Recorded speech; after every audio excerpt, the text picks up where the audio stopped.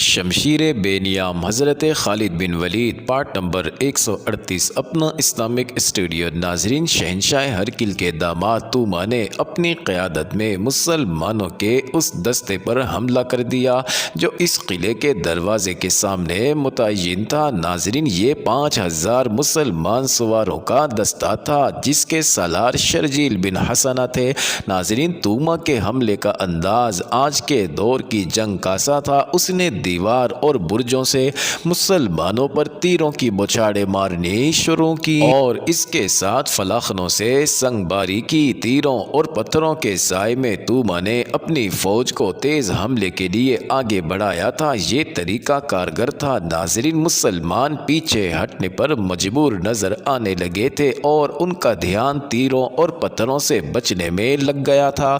کوئی پیچھے نہیں ہٹے گا، سالار شرجیل نے چلا کر کہا۔ تمام تیر انداز آگے ہو جاؤ۔ مسلمان تیر اندازوں نے جوابی تیر اندازی شروع کر دی۔ ناظرین، رومیوں کے پتھر اور تیر چونکہ اوپر سے آ رہے تھے اور زیادہ بھی تھے، اس لیے مسلمانوں کا نقصان زیادہ ہو رہا تھا۔ پہلی بوچھاڑوں میں کئی مسلمان شہید ہو گئے۔ ان کے تیروں نے رومیوں کا کچھ نقصان کیا لیکن یہ مسلمانوں کے مقابلے میں کم تھا۔ ناظرین، مورخ واقدی طبری اور ابو سعید نے ایک واقعہ بیان کیا ہے۔ رومی تیروں سے شہید ہونے والوں میں ایک مجاہد ابان بن سعید بھی تھے۔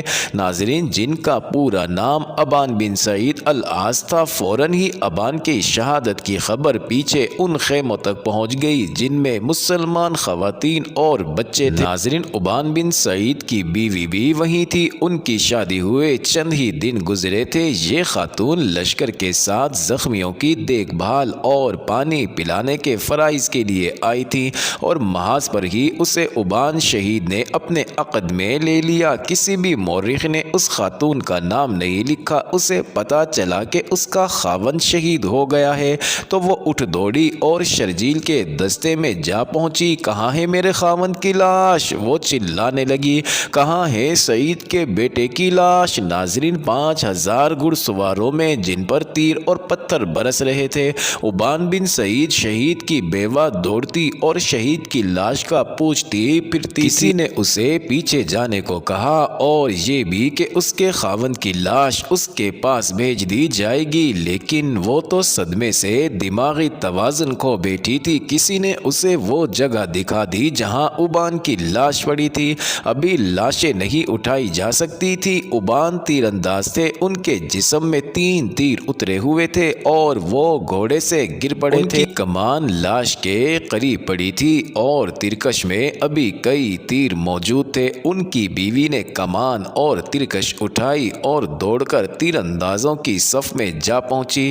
ناظرین، سامنے دیوار پر ایک پادری کھڑا تھا۔ اس کے ہاتھ میں ایک بڑے سائز کی صلیب تھی جو اس نے اوپر کر رکھی تھی۔ یہ اس دور کا رواج تھا کہ صلیب فوج کے ساتھ رکھتے تھے تاکہ فوج کا یہ احساس زندہ رہے کہ وہ صلیب کی ناموس کی خاطر لڑ رہے ہیں۔ ابان شہید کی بیوہ اپنے تیر اندازوں سے آگے نکل گئی۔ اس کے قریب تیر گرنے اور زمین میں اترنے لگے۔ اپنے تیر اندازوں نے اسے پیچھے آنے کو کہا لیکن وہ کسی کی سن ہی نہیں رہی۔ اس کی بے خوفی خولا بنت الازور جیسی تھی۔ وہ جوں جوں آگے کو سرکتی جا رہی تھی، اس کے قریب رومیوں کے آئے ہوئے تیر زمین پر کھڑے ہوتے جا رہے تھے، یہاں تک کہ ایک تیر اس کے پہلو میں کپڑوں میں لگا اور وہیں لٹک گیا۔ ناظرین، یہ تیر بھی اسے آگے بڑھنے سے نہ روک سکا۔ آخر وہ رک گئی اور اس نے کمان میں تیر ڈالا اور کمان سامنے کر کے شست باندھتے کچھ دیر لگائی۔ اس نے کمان اتنی زیادہ کھینچ لی جتنی زیادہ ایک تندرست مرد کھینچ سکتا ہے اور اس نے تیر چھوڑ دیا۔ ناظرین، اس کا تیر رومی تیروں کی بچھاڑوں کو چیرتا ہوا اس پادری کی گردن میں اتر گیا جس نے صلیب کو تھام رکھا تھا۔ پہلے اس کے ہاتھ سے صلیب گری اور لڑکتی ہوئی باہر آ پڑی۔ پادری بھی پیچھے یا دائیں بائیں گرنے کی بجائے دیوار پر گرا اور صلیب کے پیچھے پیچھے باہر کی طرف آ پڑا۔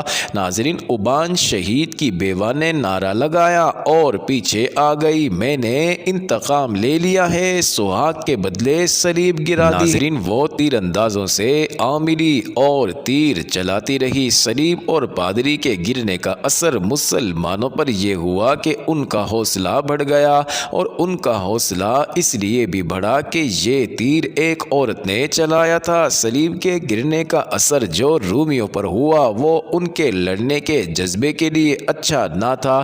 ناظرین، دروازہ باب توما کھل چکا تھا۔ توما نے دیکھ لیا تھا کہ اس کی تیر اندازی اور سنگ باری نے مسلمانوں کی حالت کمزور کر دی ہے۔ اس نے حملے کا حکم دے دیا۔ ناظرین، عجیب بات یہ ہے کہ اس نے سواروں کے مقابلے میں سوار نہ نکالے بلکہ پیادوں سے حملہ کرایا، اور کمان خود باہر آ کر کی وہ سپاہیوں کی طرح لڑ رہا۔ ناظرین، مورخ واقدی اور بلازری نے لکھا ہے کہ توما کی آواز ایسی تھی جیسے اونٹ بدمستی کی حالت میں بڑی بلند اور غسیلی آواز نکالتا ہے۔ شرجیل نے بڑی تیزی سے اپنے سواروں کو آمنے سامنے کی لڑائی کی ترتیب میں کر لیا۔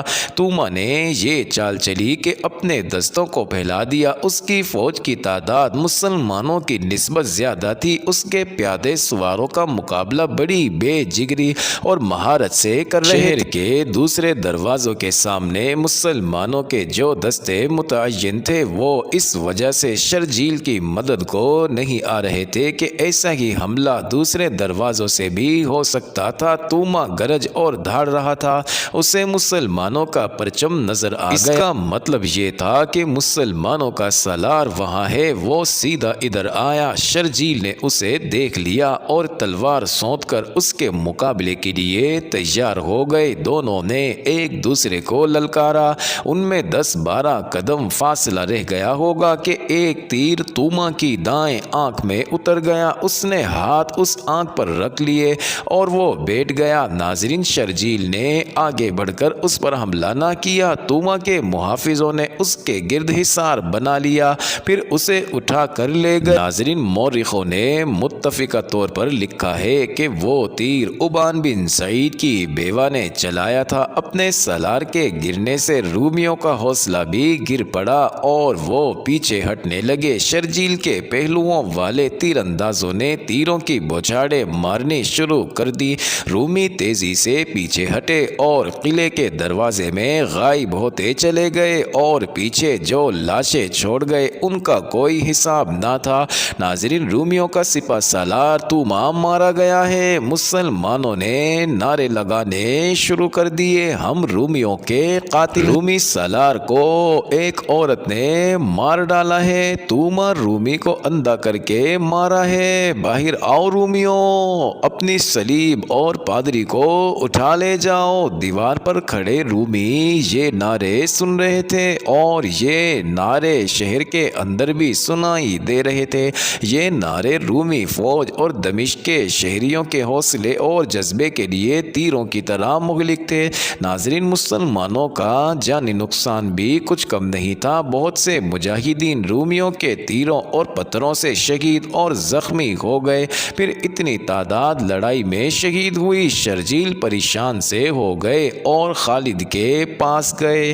معزز ناظرین، یہ انٹرسٹنگ ویڈیو جاری ہے۔ اگلی ویڈیو قسط نمبر 139 میں دیکھنا مت بھولیے گا۔